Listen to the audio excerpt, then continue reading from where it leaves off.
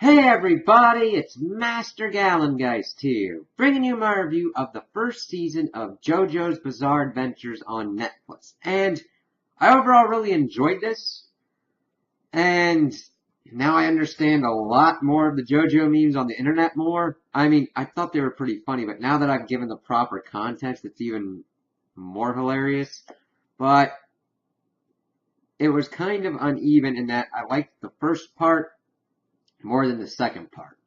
And I think that mainly had to do with like time setting and also characters as well. So the series starts out in the first part like late 1800s, kind of Victorian era kind of part going on, and I really like that. We're introduced to the Joestar family because they had like this accident and this dude was about to like rob them of stuff, and he's like, "Oh no, you saved me and my son," and all that kind of stuff. I was like, "Oh, I'll help you out." And I was like, okay, so that puts us on a collision course because evidently that guy has a son named Dio. And of course, we had George Joestar, and then we had his son Jonathan. And Dio decides to go and take up the Joestars on their offer and pretty much try and do those old school kind of melodramatic plots of kind of like Victorian era Downton Abbey kind of stuff where he's going to try and steal everything from the Joestars. And it it's really overly dramatic, and that's the kind of funny bit of it, of how it's done, with like Dio taking this girl's first kiss that Jonathan was going out with, and just doing everything, freaking killing his dog, and just being an outright bastard. Dio is a great villain, and that's kind of why the second part kind of falters a little bit, because he's built up to, he's poisoning his father, he's doing all these things, he's pretty much making Jonathan out to be just a complete and utter ass and just making everybody really not like him. But they start to kind of get an uneasy truce. I mean, they do come to fighting at certain points, and we've got this stone mask in the background. I was like, okay, what the hell's going on with that? It activates with like blood and all that. What the hell is going on? But it starts getting to a crescendo as Jonathan, of course, has gotten the evidence to prove that Dio has poisoned his father. He has also now gotten this dude from the street, Robert Speedwagon, and I gotta tell you, I love how there's a running line throughout these at least two parts, where people are named after bands. It's like Robert E.O. Speedwagon. We got another dude that's like Ton Petty, and we eventually get a dude that's essentially called AC/DC. I'm like, yes. So they get back and they confront Dio, and he's about to get arrested by the police, but he decides to put on the mask because he had used it on a dude and he became a vampire and got tested by the sun. He's like, hey, I can become a vampire. That'll be cool. And puts on the mask, he gets the blood, it does this crazy ass thing into him. The police shoot him, but he's still alive, and it just gets crazy. He becomes a vampire. He's like ripping through some people. And the thing is, I don't mind him ripping through the people. The weirdest part about this is that Netflix got like the censored version. So there's a lot of weird bits where there's this really bad, it's not like completely horrendous, but like where these guys would have stumps for arms or like ripped in half, and you got this giant black thing, not like giant black kind of smear trying to blur out everything. I'm like, really? Come on, Netflix.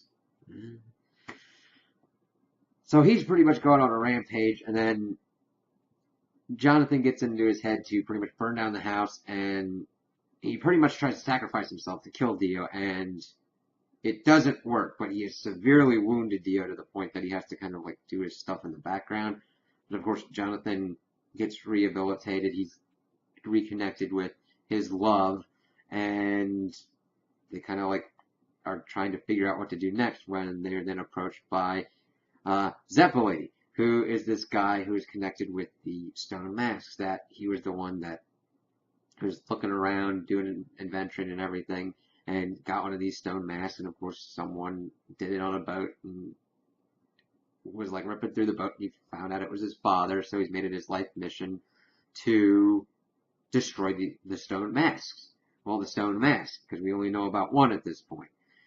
And he has gone and he trained with this dude with this certain ability with Hamon. It's dealing with breathing and kind of energy and all that kind of stuff. That's kind of the big kind of thing going throughout these two parts. And he starts teaching Jonathan about Hamon and like how to use it appropriately and everything, because Jonathan's a master, like, well, not a master, but he's a prodigy at it with just his innate ability to utilize Hamon.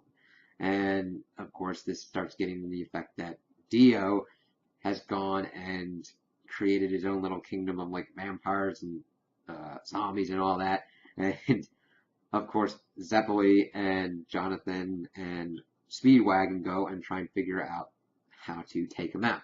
They get thrown into this battle with these two knights. That was pretty cool. I liked how it showed Jonathan being a gentleman. That is a big kind of draw.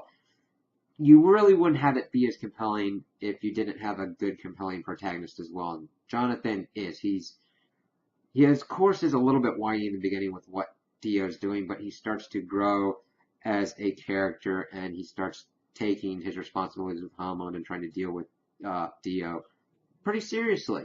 And just seeing how he gets his way through these fights and everything, and eventually the loss of Zeppeli because of the kind of prophecy that he had heard from his master, he decided to go and save him and bequeath his Hamon to him, and so that way he could go and defeat Dio. And that was a pretty cool kind of fight, because we'd also had some other Hamon, of course, Zeppeli's master and two other Hamon users come in, and this town has pretty much almost been taken over by Dio, and we just get a kick-ass fight scene between Dio and Jonathan. Now, it could be a little bit... The turnarounds in this can get a little bit kind of crazy, in which if you're watching it, it seems more like ass pulls to a degree. That really doesn't happen as much here as in the second part, but it is kind of like we get one person like Dio would have the upper hand, and then we just completely switch and we see that Jonathan has an upper hand, and just the back and forth of that. But we eventually get to the point where JoJo just pretty much took off Dio's head, and we think that it's all said and done, but the ending of it deals with that him and his love got married. They were going off on a trip to America, and Dio wants to take off JoJo's head and use his body. Now, granted, JoJo gets screwed over and pretty much killed here, and we see that Dio, like, pretty much gets taken out as well, to our knowledge. But, of course, his love escapes with this baby and is also pregnant with their child, and we continue on to the second part. And then it's like 50 years later, and we're dealing with his grandson, Joseph, who's lost both of his parents around, like, the First World War, and is living with his grandmother. And this one is not as contained. Well, not contained, but like as cohesive. There's no central villain driving the plot. We go from one villain to the next. It fits very much of a kind of Dragon Ball kind of formula with this one, whereas we don't really have as compelling a an antagonist going through. Now, there is at least one interesting character in Wamu, and that's basically because he felt more fleshed out as a character, and I wish it would kind of have been him towards the end with what they were doing with Joseph, but it's kind of dealt with the nature, because the first part of it is we find out that there's more stone masks and that there's these pillar men, and it's really weird. We know that the stone masks create vampires, but these pillar men seem to be like another level above them, but we're never really given much in-depth lore on them. We do learn eventually at the end that these four pillar men are the last of their kind, that the leader of the pillar men, Kars, wanted to use one of the stone masks. He had been making them to try and make himself into an uber being, and wanted this specific kind of stone to try and create that transformation so that way he could rule the world, pretty much. His tribe's like, we ain't having none of that. We're in harmony with everything. Screw that noise.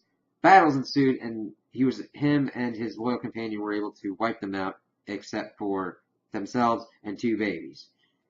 That gets important into it because one of the babies is one of the pillarmen that they find in Mexico that Speedwagon's Foundation has set up. And he goes in there, he goes in with one of the old hormone users, Straizo, and Straizo betrays him because he wants to be young again and uses the mask to become a vampire. And then, of course, this gets the Germans onto it because this is around World War II now, and they are trying to figure out what they can do with these stone masks and these pillarmen to try and figure out also if they're kind of a danger and what they can do to kind of stop them or try and glean from them. Now, granted, we get this one dude who's pretty much a typical kind of Nazi dude and just thinks himself superior and all that, but then it's really kind of strange. They kind of balance him out. He kind of comes to the effect that, holy shit, this is kind of big. We have to take charge of this and make sure that this shit is stopped. Because Joseph had to take out Straizo in New York and then kind of goes down to figure out what's going on. Because at first we're led to believe that Speedwagon is dead, but he's actually not. He's held by the Nazis. And they're messing around with the Pillarman. They just pump blood into it. And he comes out and like, oh, okay, whatever. He's just a baby. He doesn't know what he's doing. And then he like kind of folds himself in, gets in through the vents. He's like, I'm afraid now. I'm afraid. He's learning shit. Holy shit. And then that's, of course, when Joseph pops up. And his hormone techniques kind of work on the dude. But they have to eventually kind of like rip him outside. And he's, of course, getting damaged. But then he sucks himself into the Nazi guy. And is trying to hide in him so that way he can get out of the sunlight. But he's kind of forced out. And the way he's forced out, you're thinking, this Nazi guy's not going to be alive. He's dead. Nope. He pops up as like a cyborg dude later on to fight the other Pillarmen. And eventually helps Joseph because Joseph gets some pretty bad injuries. And he kind of needs a little bit of the help. So they get that dude done and they're like, okay, what the hell's going on? We got to learn what's going up with these Pillarmen. So, of course, they go up and we find out that Zeppeli had a son. Well, this is the, of course, grandson of the Baron Zeppeli. He had a family before, but left them, and he's trying to honor his family and everything. Him and Joseph butt heads. The only thing is they're really pretty much the same character, temperament-wise, and the thing is that, like, Joseph isn't as in tune with his hormone abilities, but they both have that kind of arrogance about them, and there's not really much difference. They kind of go back and forth between taking the lead on certain things. That's kind of what I wish had been done a little bit better. And then we actually get to the Pillarmen, and the only one that's really kind of got some beef to his character is Wamu. He's a warrior. He deals with this warrior kind of code. Him and AC/DC, and cars get awakened. And that's also important because these Pillarmen had also killed Caesar's father. Now, there was a whole backstory with that. Caesar was like he turned himself into a delinquent because his father had left the family, and he was like trying to guard the Pillarmen, but of course Caesar was going to try and steal something from it, but his dad didn't recognize him because of how long he'd been, and he got sucked in and killed by the Pillarmen. Whoa. But we'd see that the Nazis were doing stuff with the Pillarmen, and that one of them got sucked into it. It awakened them. They got all taken out. Caesar had connections with one of the Nazi guys. They go in. Of course, his friend gets killed by the Pillarmen, and these guys are on another level than the Pillarman was in Mexico. These guys are kind of in full control of their abilities. They're like thousands of years old, and they're going to look for this stone to make the mask complete. And Wamu just kind of pretty much does some big decimation on Caesar and Joseph's kind of ego for their abilities. But Joseph is able to do a pretty good amount of finagling to be like, hey, there's about a month. Give me a month's training and I can beat you. He's like, okay, but to make sure you do that, I'm going to put this ring in your heart. And then AC/DC's like, I'm going to put this ring in your throat. And if he doesn't do that in a month, poison will be released and he'll die. And he's like, that bluff didn't work out exactly how I wanted to. So he has to go and train under Caesar's hormone master, Lisa. And it gets awkward when you see that, like, Joseph is, like, peeping in on her, because you learn later that Lisa is his mother. Even though she should look older, that's never really explained. At least in this part. I don't know. But they do their training, they get better. AC/DC she also is the one that holds the red stone that they are looking for, and AC/DC just had popped up at that point, and we see that Joseph's training has paid off, and he kills AC/DC in a pretty kind of cool battle. But of course, it's not, well, kills. His brain and everything's still up. He possesses this one girl, Susie Q, who becomes Joseph's wife at the end.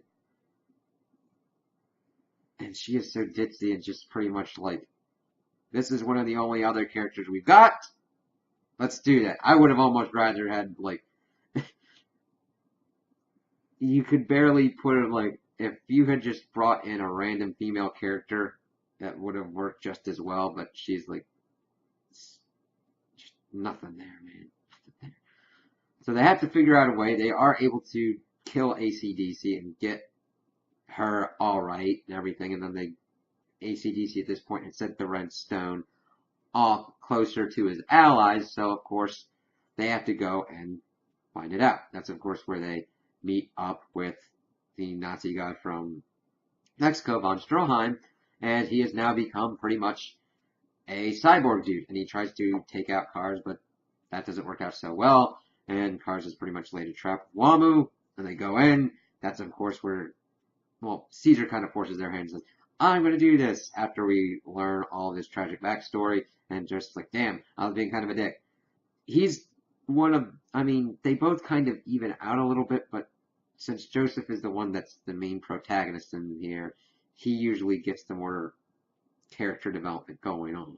So Caesar has a fight with Wamu, but dies and bequeaths his hormone, and he was able to take the antidote ring and put it in a blood bubble, and Wamu allows it to go to Joe, and they get ready for their fight.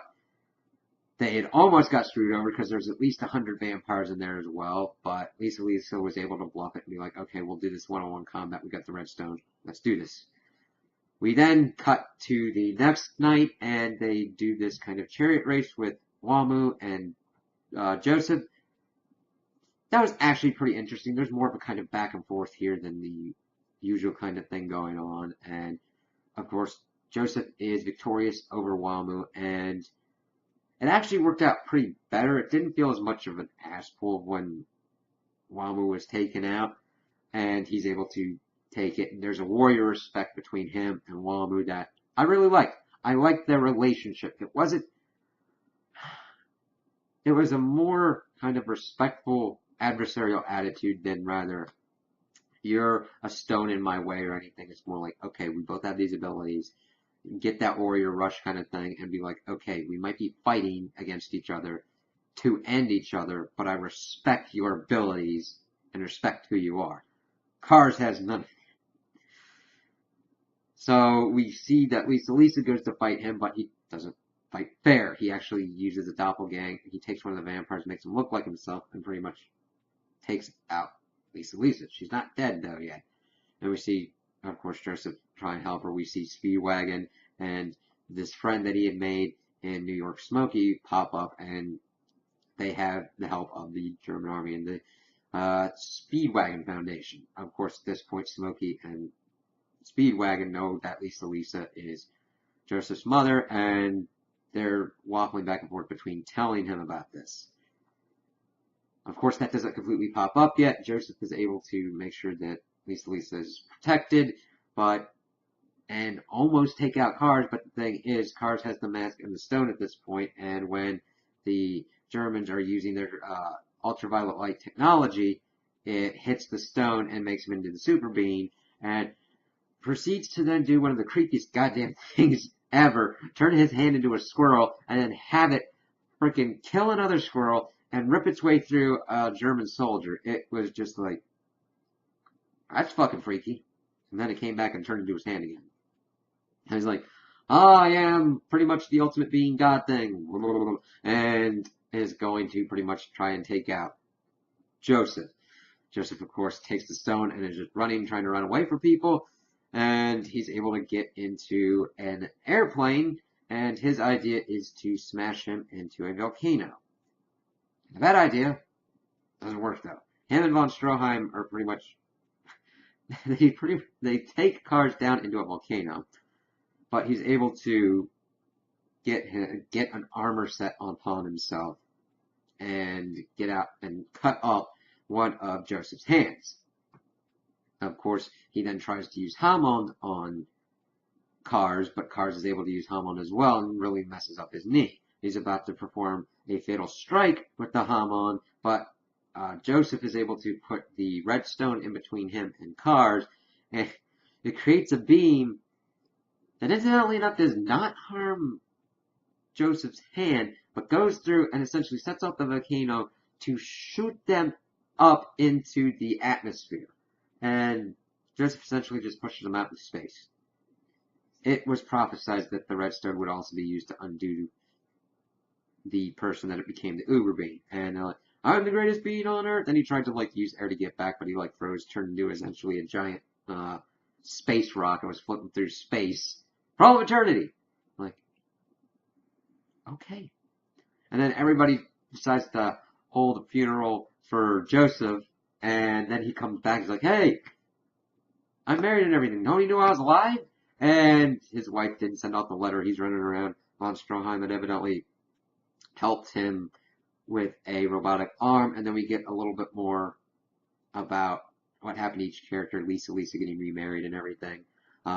The grandmother dying in 1950, Speedwagon in 1952, and all the kind of stuff that had happened. We then go forward into 1987, and we see that Joseph is going to visit his daughter, who had married someone in Japan and had been gone all those years, and we get this scene where this dude accidentally bumps into him. He's like, hey, are you Japanese? And then he kicks him in the shin, and he doesn't like Japan because it pretty much took his daughter away, and he doesn't. I'm like, oh god, that's fucking weird, man. I'm like, oh crap. And he is evidently going to visit them in Japan. And another thing we get at the end is we see that somebody is pulling up a coffin from 100 years ago that is suspiciously like the coffin that Dio had when he went to kill Jonathan. I thought that Jonathan's wife had used that to float away in, but I'm not quite sure. So it's like, oh god, Dio's coming back. Which would really work because he's a great villain. Now granted, does that mean that he should be coming back over and over again? No. But then again, if you've got a good villain and you've got a plot-specific reason for them to come back, kind of like Cell and Frieza and Boo would be used in Dragon Ball, as long as it works internally with the logic of the world and doesn't make it to be like, oh god, the plot has to force this, I'm okay with it. And then we get, at the end of that, we get this weird kind of thing where we see this prison and we see somebody behind these bars, and it's like, okay, well, let's see how that goes. So hopefully I'm able to get into the next kind of parts because I did like what was going on. Sometimes the fight scenes would get a little bit kind of boring because it got a little bit too back and forth. I kind of like a little bit more back and too much role reversal. I now have the upper hand. I now have the upper hand. I kind of like where Dragon Ball, where you can see some of the stuff going on and not just have certain characters talking about it, like seeing the drag out fight between Goku and Vegeta and the Saiyan saga, or the fight between Goku and Vegeta later on during the Majin Buu saga, and like kind of the fight scenes that I've seen in My Hero Academia. It would sometimes I'd just get a little bit bored with them, not to the point where I would like fall asleep or anything. I'm just like, okay, can we see some cool ass stuff or a cool ass move kind of thing? That was more my bit. I saw more of that in the first part because I was more invested with what was going on with Jonathan and Dio and that whole thing going on. I just thought that the second part had more weaknesses than the first part. Not enough to say, don't watch this. It's really kind of fun and weird and strange. It really gave me the kind of vibe of like Johnny Quest kind of stuff and like the old school kind of just over dramatic kind of over the top stuff that happens in certain like 80s like TV shows or series or whatnot. It's just completely crazy. And some of the lines and shit that would happen, I'm just like, okay, that happened. So I'm looking forward, hopefully Netflix would get some of the other JoJo's Bizarre Adventures, or Toonami does a kind of rerun. I know they've got certain JoJo's Bizarre Adventures running, but it's like I'm like a couple about like one series or so behind. So I'm like, I gotta wait for that to either come back up or some other kind of service. But I liked what I saw, and I'm like, okay. So if you're into action and some midway decent character development, I would recommend seeing this. But if you're really looking into it for deep character development and kind of tightly threaded plots, this really isn't going to be for you. If you want to watch it and figure out what all the memes are about, I would definitely recommend that. Because then you got the context and you're like, okay, I get it. So those are my opinions on the anime. Tell me what you guys think in the comments below. If you liked it, if you didn't like it, if you agree with me, if you disagree with me. Also like and subscribe, and I hope you have a good day.